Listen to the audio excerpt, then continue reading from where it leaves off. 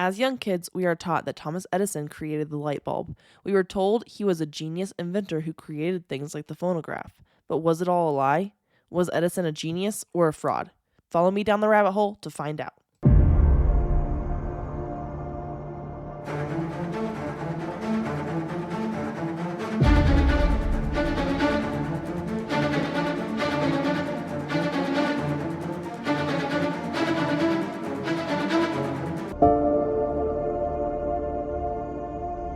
Hello, friends, and welcome back to the rabbit hole. As always, I'm your host, Dani, and today we are talking about Thomas Edison. And basically, this is going to be like an overview. After I did all my research for this, I realized there's not really a conspiracy per se, but there kind of is. It's like false narrative, like a false information that's being put out to all of us as young children growing up in America. We learn, like I said in the beginning, we learn that Thomas Edison created the light bulb, that he was this awesome inventor guy, right? But was he though? So we're going to get into that. So let's do it, right? So Thomas Alva Edison was born on February 11th, 1847 to Samuel and Nancy Edison. He was the seventh and their last child. So they had 7 kids, which seems like a lot of kids, but back in the day, that was probably average. He had only a few months of basically like formal education, and he taught himself reading, writing, and math along with his mother. She kind of like taught them, but he mostly taught himself things by like reading in books. So she must have helped with the reading initially, obviously, and then he taught himself a lot of things through reading. And he was just like a really curious kid just in general. At the time, most boys started working at a pretty young age, and Edison really was no different. He took a job as like a newsboy at the age of 13. He sold newspapers and candy on the local railroad. So that's kind of neat, nifty, which actually being in the newspaper industry, industry-ish, right? He was selling newspapers. He would learn some things to take with him forward to the rest of his life. He spent most of his free time reading books on science and technology, and at this time, he learned how to operate the telegraph. So he became pretty proficient enough, in fact, to become a telegraph operator. And at 16, he was able to go and work as a full-time telegrapher. I don't know how you would say that. And that's when he left Michigan and basically like struck out on his own. He was like, yeah, I'm gonna go do it. I'm gonna do the thing. So that's kind of when he became an inventor. At the time, the telegraph was revolutionizing the communication industry in the 19th century and began to grow at a rapid rate in the second half of the century. And because of this, Edison got to travel and see the world or the country before he officially moved to Boston in 1868. Because, he was working the telegraph. That's when he decided to change from being like a full-time telegrapher, I think that's probably the best way to say it, to being an inventor. He received his first patent on an electric vote recorder. So this vote recorder was intended to aid in the voting process of elected officials, such as like Congress, when they are voting on things. The invention was basically a commercial failure. Honestly, I think it kind of embarrassed him because he never wanted to be a failure. He always wanted to be like famous or popular, and so this invention failing him, I think it hit him deep, because after that he vowed he would only invent things that he was certain the public would want. So just a year later, in 1869, Edison moved to New York City. He started focusing on inventions such as related to the telegraph, because that's the industry he knew, because it was like from a young age, that's what he knew. And finally, he developed his first successful invention. It was the universal stock ticketer, rather. It was basically an improved stock ticketer, and he was paid $40,000 for this invention, which is equivalent today to $872,000. $40,000 back in the day. Oh my goodness. That's a lot of money. With this money, he moved to New Jersey and started his a small laboratory. And during the next 5 years, he continued to work on devices that would improve upon the telegraph. I guess what kind of happened in his mind is he knew that the telegraph was needed, was popular, it was picking up popularity, people were using it a lot. And he actually later on went to invent a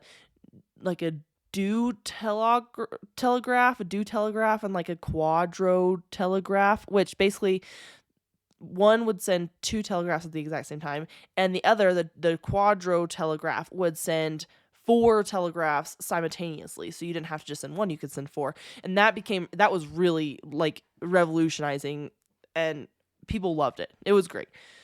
Anyway, in 1876, Edison sold the lab in Newark and moved his family and staff to Menlo Park. He was eventually named the Wizard of Menlo Park, which he loved that, but he didn't. It wasn't his idea, but he loved that they called him that in the papers. The new facility had everything they could ever need to work on basically any invention. This research and development laboratory was the first of its kind and was the model for many facilities to come after that in the future. He also loved that. He loved all this recognition. Edison was always about recognition. He wanted to be known. So being known for creating this laboratory setup, just icing on the cake at this point. It's even said that in Menlo Park, this is where Edison began to change the world. The first great invention to come out of Menlo Park lab was the tinfoil phonograph. Excuse me. This machine was the first to record and reproduce sound. Edison toured the country with this invention and was invited to the White House to demonstrate for the president. The president at the time was Rutherford B. Hayes. And Edison went to the White House to demonstrate his phonograph for the president. Of course, Edison took up the challenge of creating electric light. It seemed to be quite the issue because everyone was just their lighting source was candles. So, this is probably what he's most famous for, or what he wanted to be most famous for. I think he worked on the incandescent electric light for a year and a half before the light worked. And then the first light burned for 13 and a half hours. And he basically put it on display. And the first display of a full incandescent lighting system was in December of 1879, when the Menlo Park lab was fully illuminated with electric lights, which was basically unheard of, right? Edison spent the next several years working on creating basically the whole electric industry. In September of 1882, the first commercial power station went into operation on Pearl Street in Lower Manhattan. A year and a half doesn't seem like a long time to invent a light bulb. I'm just putting it out there.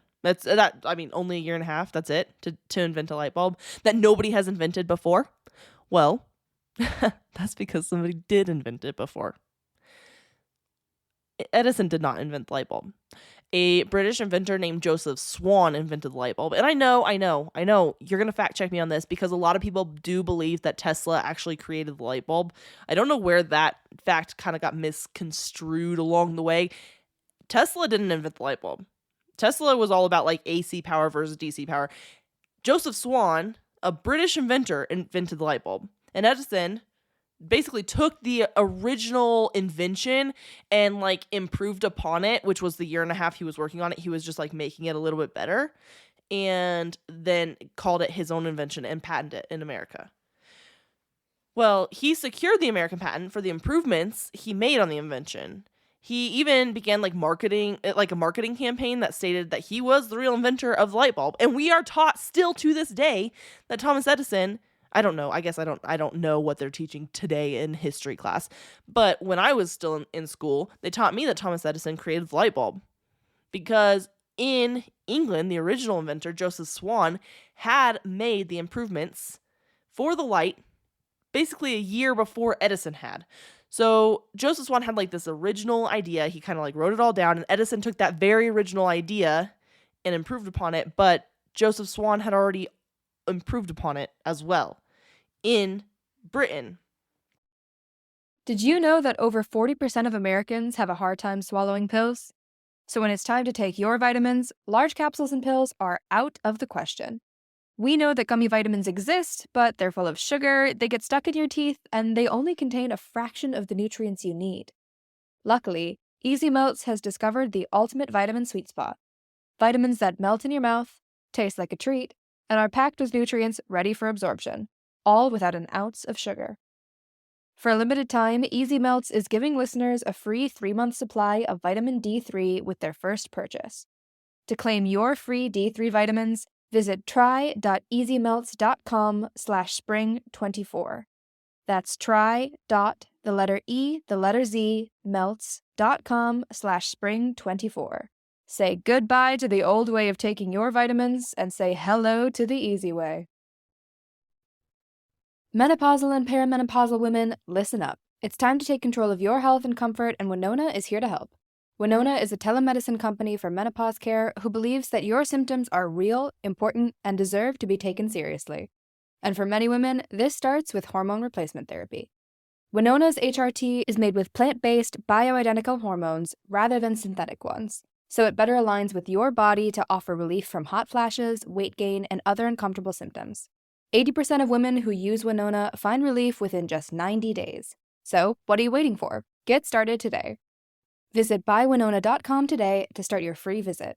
With free shipping and the ability to pause or cancel at any time, your path to wellness has zero obligations. Use code SPRING24 at buywinona.com for 25% off your first treatment plan. That's BYWINONA.com for 25% off. Winona. Menopause care made easy. Due to all the legal issues, because obviously there's got to be a patent, somebody's got to be the creator of this light bulb. To avoid legal action, Edison actually offered to form like a joint light bulb manufacturing company with Swan to release the invention in Britain. And for some reason, and I don't know why, I feel like this is a little fishy here. For some reason, Swan allowed Edison to keep the patent and sell light bulbs in America and retain the reputation that he had created the light bulbs in America.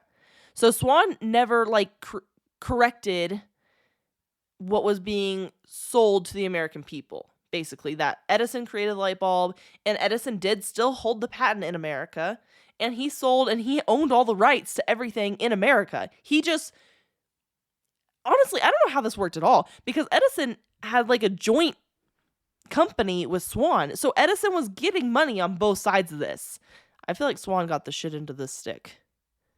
Anyway, in case you're curious, Joseph Swan created the light bulb. Edison just stole it. And then he says that it's said that he improved upon it, but really Swan also improved upon it. So I think all around it was just a stolen invention. If you ask me, this might have been a huge mistake because Edison basically believed that he was completely untouchable after that. In my opinion, I don't know for sure. I'm speculating here that I think that after getting away with all of this, Edison was like, yeah, I can do whatever I want. And then he did. He tried to. A couple people tried to put him in his place, but I mean, it didn't go well for them. It doesn't stop there because, that Edison was in a battle with Tesla.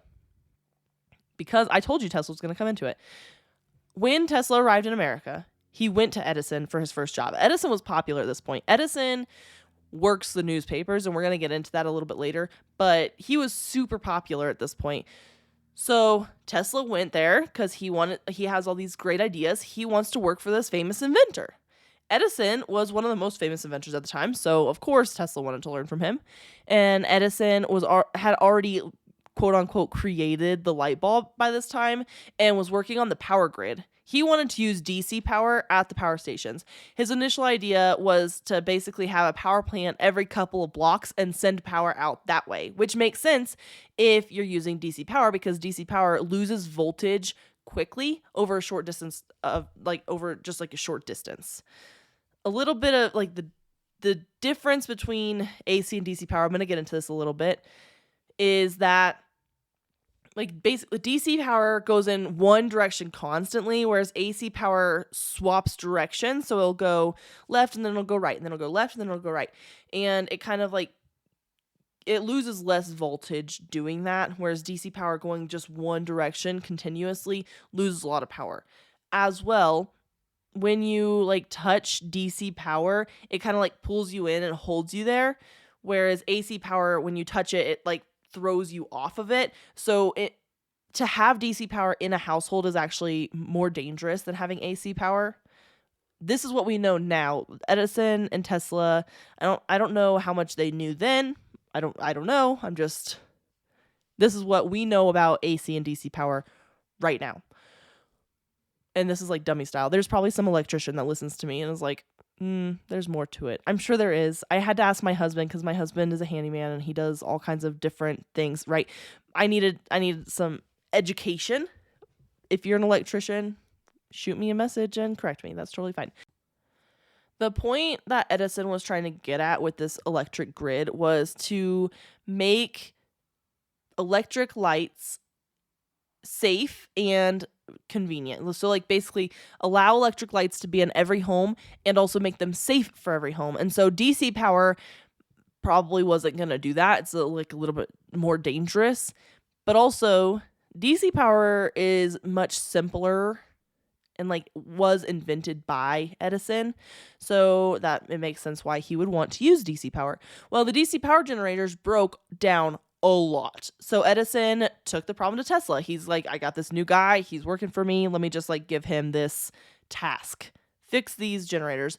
And Edison told Tesla that if he did fix all the generators, he would be given $50,000 bonus because no one at the time could figure it out. Well, Tesla, good old Tesla, he rolled up his sleeves. He's like, yeah, absolutely, I'll get it figured out. He went right to work. And after a couple months, it only took him a couple months, Tesla had all the generators working and basically went back to Edison and was like, hey, like, I'm here to collect on the bonus you promised me. You promised me $50,000 if I could fix all your generators. I fixed all the generators. They're all good to go. Where's my money? Well, Edison all but laughed in his face and said, I guess you don't understand the American sense of humor because that was just a joke. Which Tesla did not take it as a joke, and from the sounds of it, it doesn't seem like Edison really meant it as a joke at the time. I think he honestly thought that nobody would be able to fix it, and Tesla did. And honestly, I think, this is just me speculating again, that maybe this intimidated Edison a little bit, that Tesla like got it all fixed. But this betrayal is what caused Tesla to strike out on his own, and he was basically disgusted by Edison's greed. And I mean, he needed that money because he came to America with like some clothes and like 4 cents in his pocket. He really didn't have much. So he really, like, this $50,000, which would have been an astronomical amount of money at the time, really would have helped him to create more of his own inventions and to imagine what Tesla would have done if he had that money to start with. I'm just saying. Anyway, back to Edison. Well, we're still on Tesla with Edison. Tesla had seen the flaws in Edison's system and wanted to basically find like a better way to distribute power.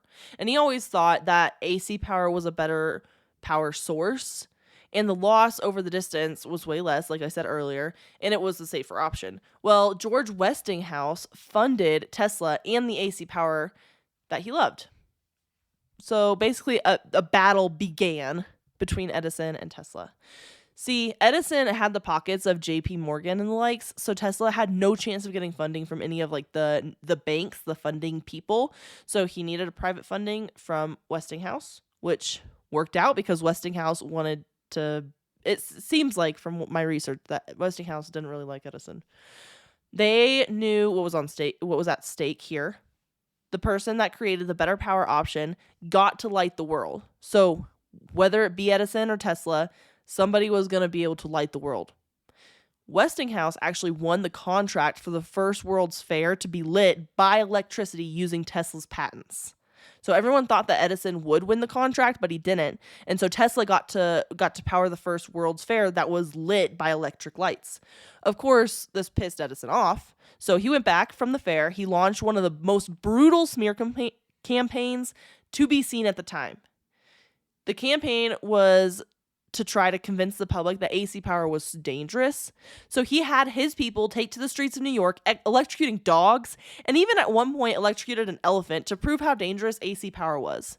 And he also had electric chairs. I don't think he actually put anybody in the electric chair, but he had it on the street to kind of like boast this campaign that he was this narrative that he was trying to spin, that Tesla was basically like a fraud, even though Tesla had a more secure and safe electric option. Despite all this, of course, Tesla continued forward. Tesla wasn't really he wasn't known at the time as a famous inventor. Now, in our day and age, looking back, he did some really cool things. But at the time, people knew Edison and people trusted Edison. And we're about to get into that in just a second. So let me get there. Outside of being a super shady guy, Edison used business to his advantage. So he had many lawyers, which made getting patents easier and faster because he had money. So he could pay lawyers and pay for patents and get everything faster. And so he would find people's inventions, improve upon them just a bit. I mean, sometimes a lot. It just depended. If he thought he could make money from it, he'd take the invention basically from the smaller inventor, and he could get the patents faster because he had the money backing him. He had the money of big names funding his projects, to include JP Morgan and the Vanderbilt family. And all his lawyers, he had a reputation, so he could get the patents faster than a small inventor could. So he would just take them. He would take those people's inventions and improve upon them is such a loose term. I don't want to use that because I don't know. Anyway, he was kind of a thief. As we talked about with Tesla, Edison used the newspapers super well. He knew the newspapers, how much emphasis and strength the media had, because he sold newspapers when he was just a kid, and he saw people's reactions to them and how interested and intrigued people were to buy these newspapers to learn the news. So he used that. What helped was that he created almost a relationship with the media. So much of his success depended on his relationship with the media outlets. He boasted about the light bulb so much that the original inventor, Swan, didn't even take credit for it in America at all. He had so much. He also was photographed with the light bulb more times than any of his other inventions. And he knew he needed to sell his inventions, and that the editors of the papers knew that Edison's name sold papers. So they had this relationship that Edison needs to sell it, the papers need to sell. So if they put Edison's name into the paper, it's going to sell, and Edison's product is going to sell. It's basically a win-win for everybody. He was so well known that many believed that there wouldn't be a future that wasn't covered in Edison's inventions. Which, I mean, kind of, right? We have lights in every house, everywhere you go. If you went into a house right now and it was lit by candles, you would literally question the person's sanity, probably. Well, so we have light bulbs. Was it Edison? That's what we learned. His entrepreneurial mind led to the formation of 14 companies, to include General Electric. And every invention he either improved upon or created on his own was looked at basically as a money-making venture. Edison actually acquired 1,093 patents in his lifetime. That is so many patents. In comparison, if he was alive today and had not 1,093 patents, he would be the 28th, in line, number 28th in line of the leader of patents. So the number one leader right now is IBM with 8,000 something, but you're going down the list, he would be number 28 on the list if he was alive right now with how many patents he had. It's a lot of patents, especially for the time, for everything. It's a lot. So anyway, it's pretty obvious to me that Edison was more about making money than inventing things. He stole a lot of patents. I wonder how many of the patents that he owned were his like original idea, and how many of these inventions he created were just other people's inventions that he like improved upon. It seems to me that Edison was just more like a thief. He was trying to make more money than anybody else. So, anyway, the man that was regarded as a great inventor was instead a dodgy dealer, media manipulator, and appropriator to other people's work. The man wanted a big reputation. He got it. But, I mean, honestly, it was just a big lie. And he got everything he wanted while he was alive. So maybe that's all he needed. Honestly, like now we can debunk the whole situation. But in the end, what we are being told as young children is a lie, right? Like we are being told that he created the light bulb. He didn't. Maybe he was a genius. He was a mad genius in the fact that he was a thief and he knew how to steal people's inventions. Maybe that's what it was. I don't know. But as always, my friends, stay skeptical and I will see you all next week.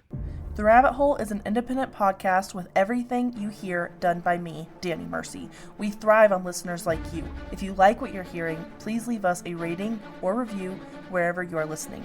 Follow us on Instagram at rabbit.holepodcast. Special thank you to Zakar Valaha Music for our intro.